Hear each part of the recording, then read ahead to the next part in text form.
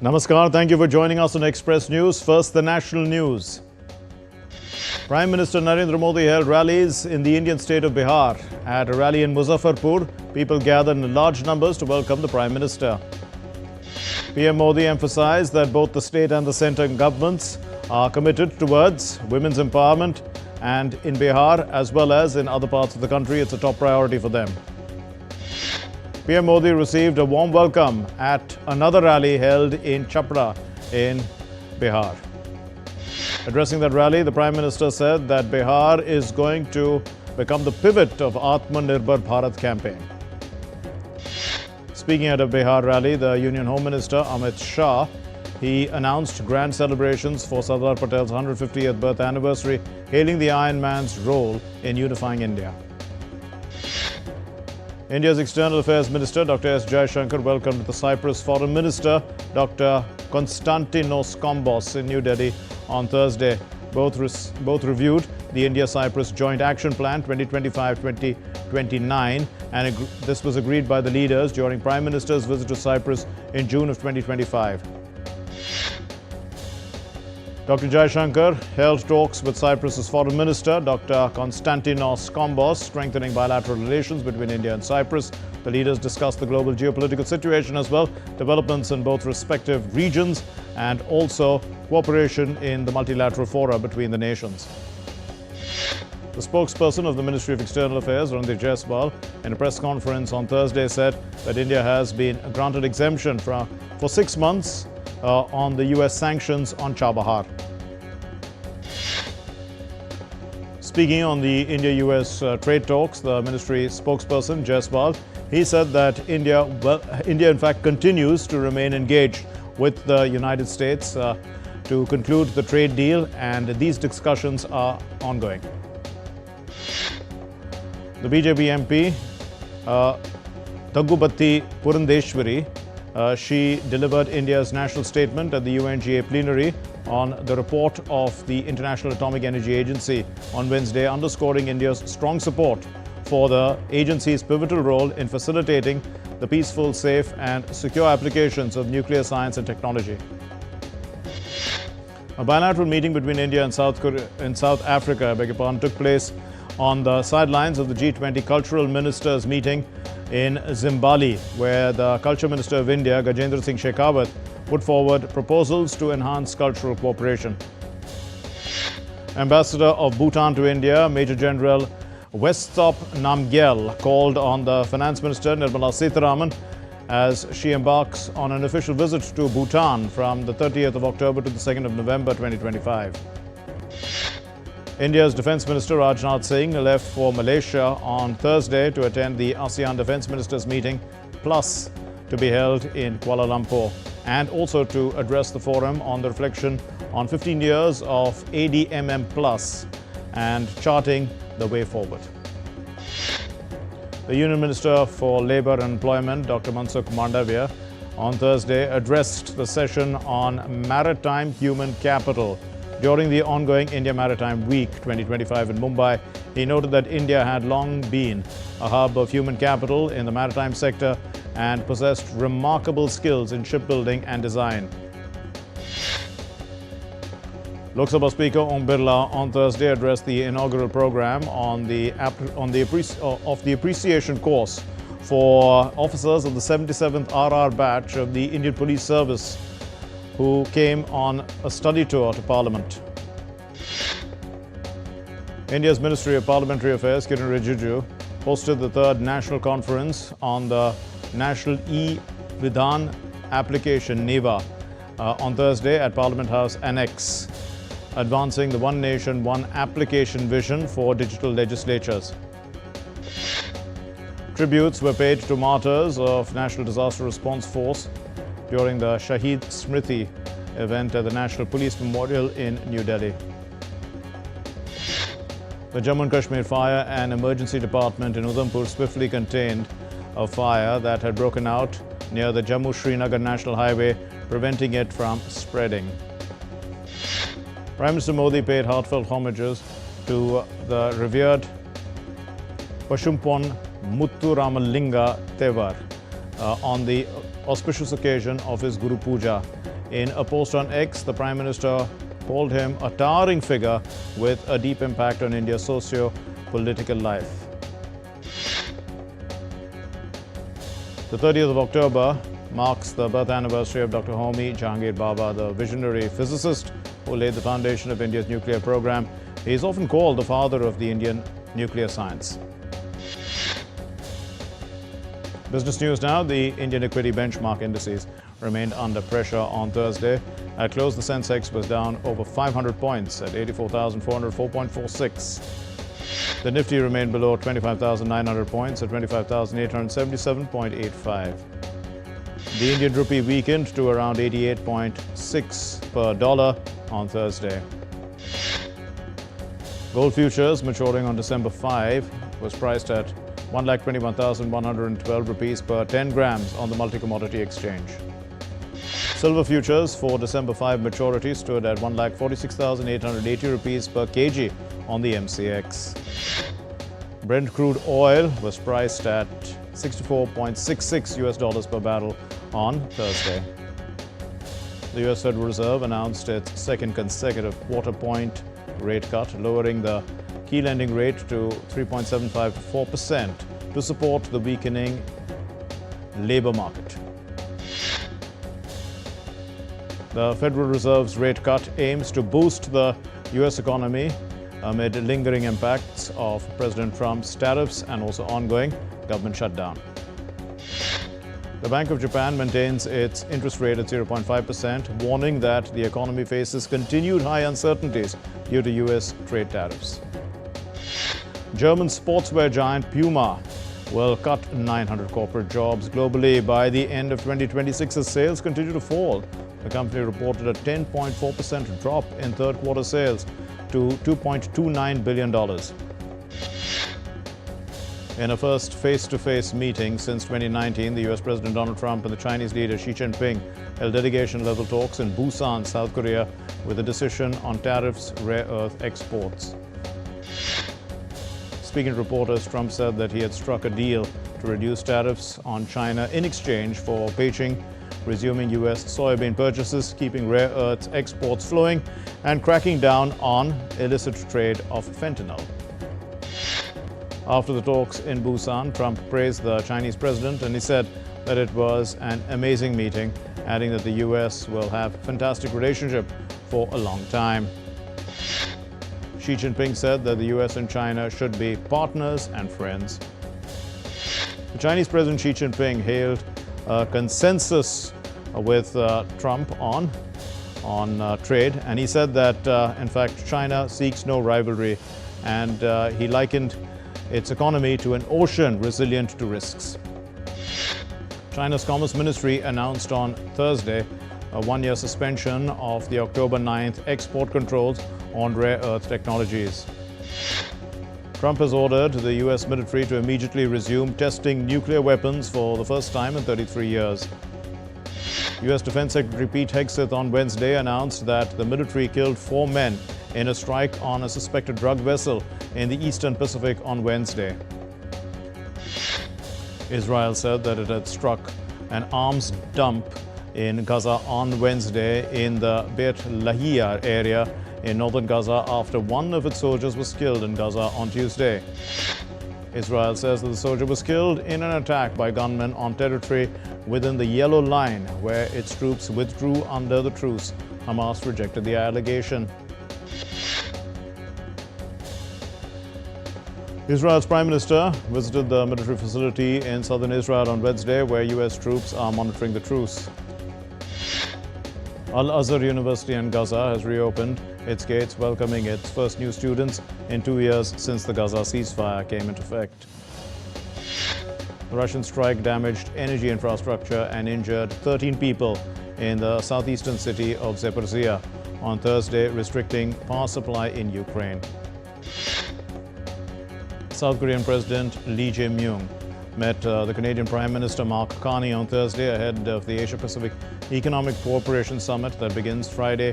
Both discussed key issues including defense, economy, and cultural exchanges. Japanese Prime Minister Sanai Takaichi arrived in Busan on Thursday to attend the APEC summit in South Korea and is expected to hold her first meeting with the South Korean president as well. Dutch far-right leader Geert Wilders has expressed his disappointment about his Freedom Party's result in Wednesday's exit polls and said that his party would likely not be part of the next government. Tanzania reported violent clashes a day after a general election with lockdown and a communications blackout on Thursday. Protests were infuriated by the exclusion of President Samia Suluhu Hassan's two biggest challengers for the presidential race. In Brazil, residents rode motorcycles in Rio de Janeiro's government palace, demanding justice after the death toll rose to at least 119 on a police operation. In France, police have arrested 5 new suspects linked to the Louvre heist, and jewels, we remember, worth about $102 million were stolen there. The World Health Organization on Wednesday is appalled by the reports that more than 460 patients and their companions were shot dead at the last partially functional hospital in Sudan's El Fasher. Time for a short break here on Express News. Stay with us. You're watching DD India.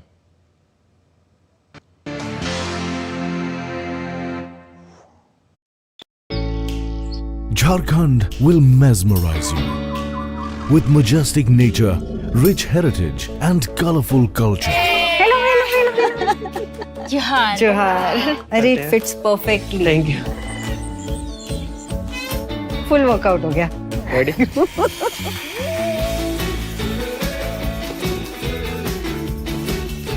Postcards from Jharkhand on National Geographic.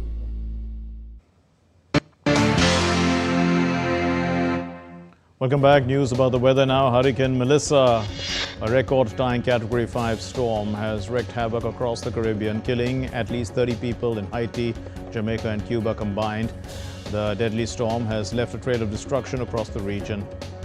In Haiti, floods triggered by Melissa have claimed 20 lives, including 10 children. Jamaica has declared a disaster area with 25,000 people in shelters and massive damage to homes and infrastructure. In eastern Cuba, over 7 lakh people were evacuated as Hurricane Melissa approached. President Miguel Diaz-Canel said that the island suffered extensive damage and urged citizens to remain cautious as heavy rains continue to batter the region.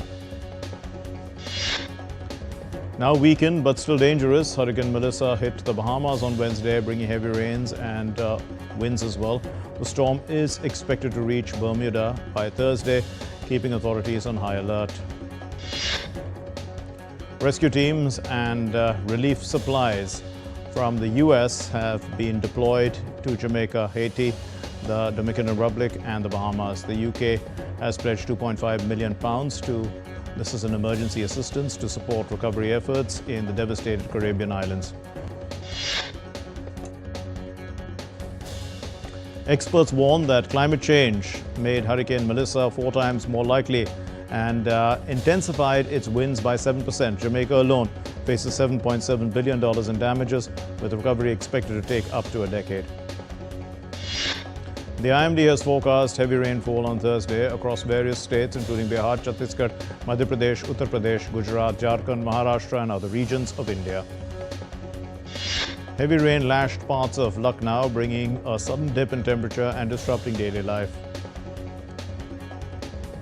A tiny layer of fog engulfed Jaipur on Thursday morning, reducing visibility and giving the city a wintry feel. Air quality in Delhi NCR continues to remain in the very poor category, prompting authorities to keep GRAP Stage 2 restrictions in force.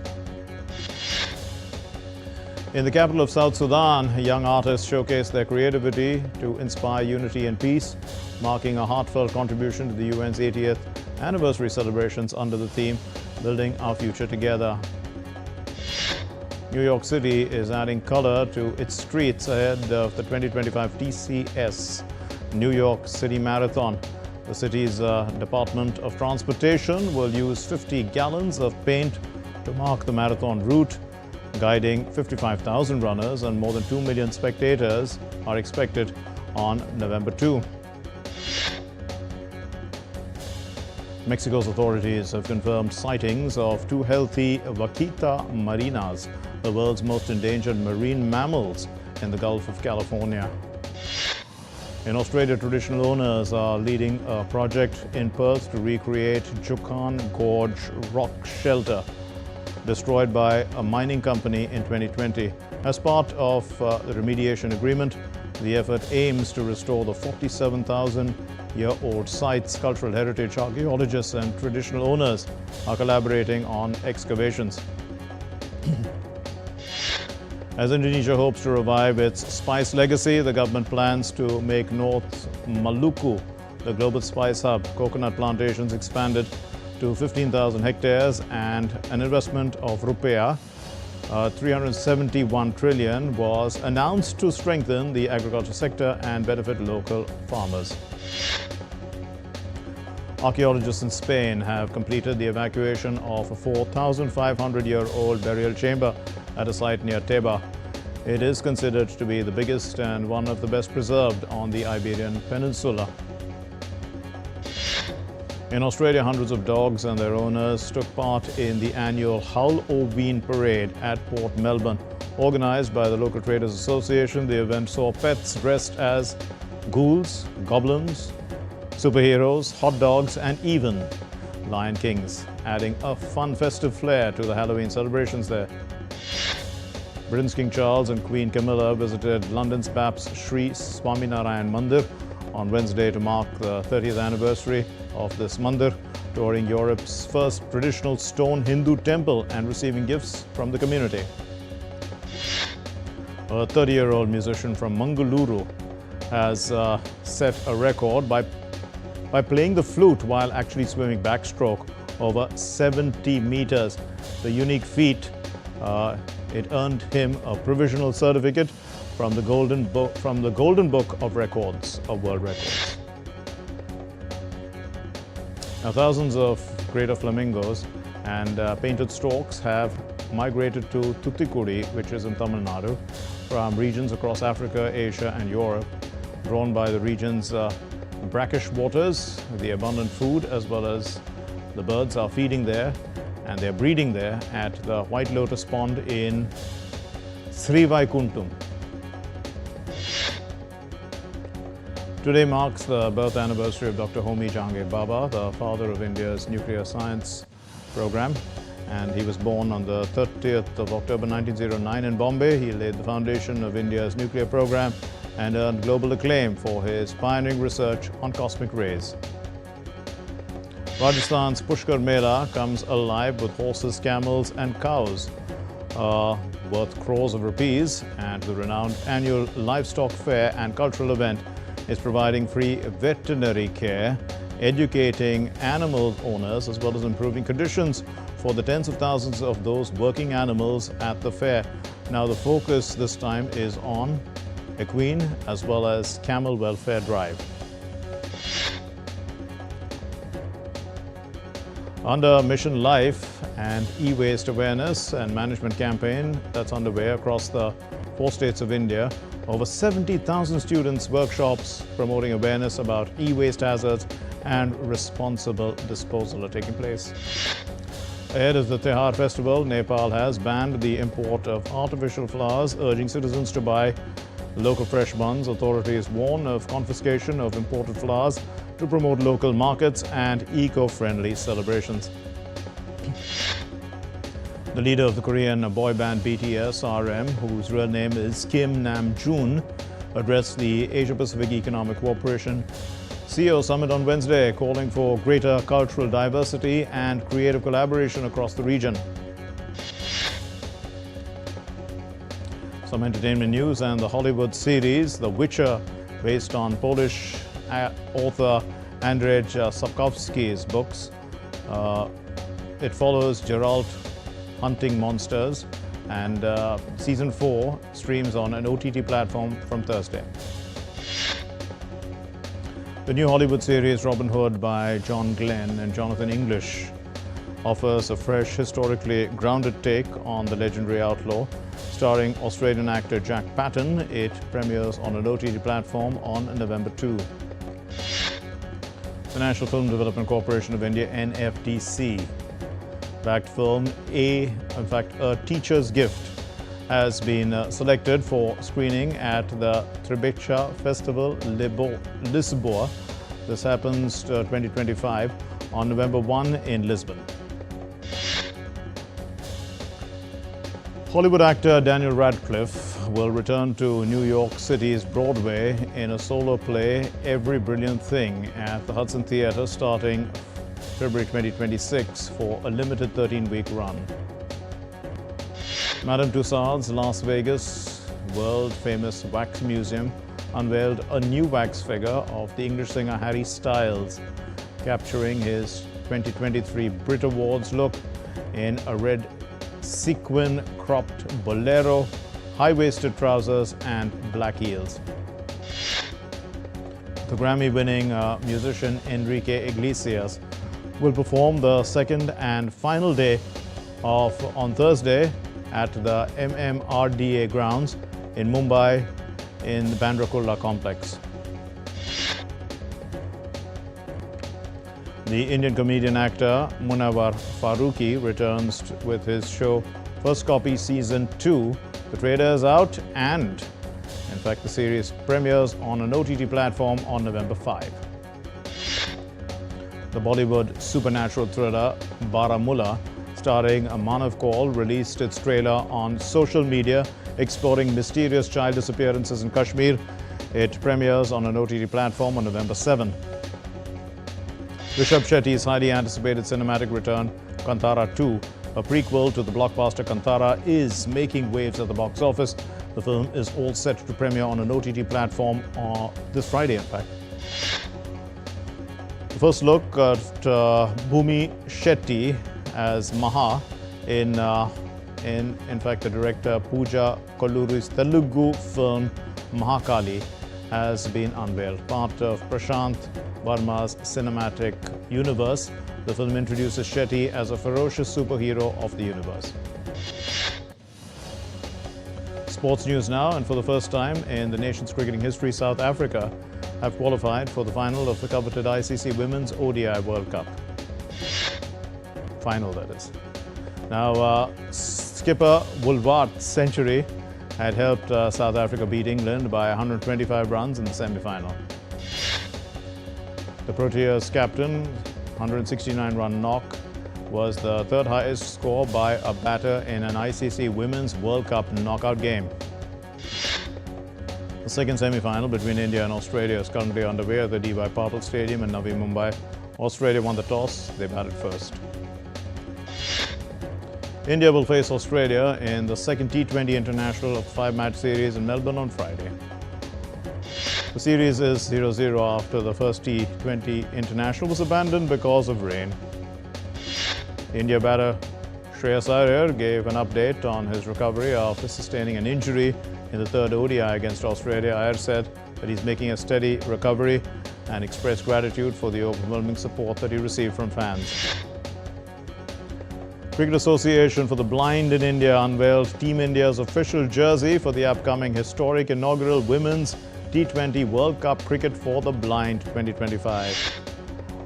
Clinical Afghanistan secured a 53-run win over Zimbabwe in the first T20 International at Harare. An all-round show by Azmatullah Omarzai, a 4-wicket haul by Mujibur Rahman and a half-century from Ibrahim Zadran helped Afghanistan secure this win. 3-wicket hauls by Akhil Hussain and Romario Shepherd helped West Indies secure the T20 International Series 2-0 with a 14-run win over Bangladesh in Chattogram. Emirates have named Nicholas Pooran and Kieron Pollard as their wildcards for the upcoming edition of the ILT20 in the UAE. The wicketkeeper batter Rishabh Pant made his comeback to competitive cricket today as captain of India A, leading the team against South Africa A in a 4-day match. Yannick Sinner and Alexander Zverev have advanced to the fourth round, in fact to the round of 16. This is for the Paris Masters.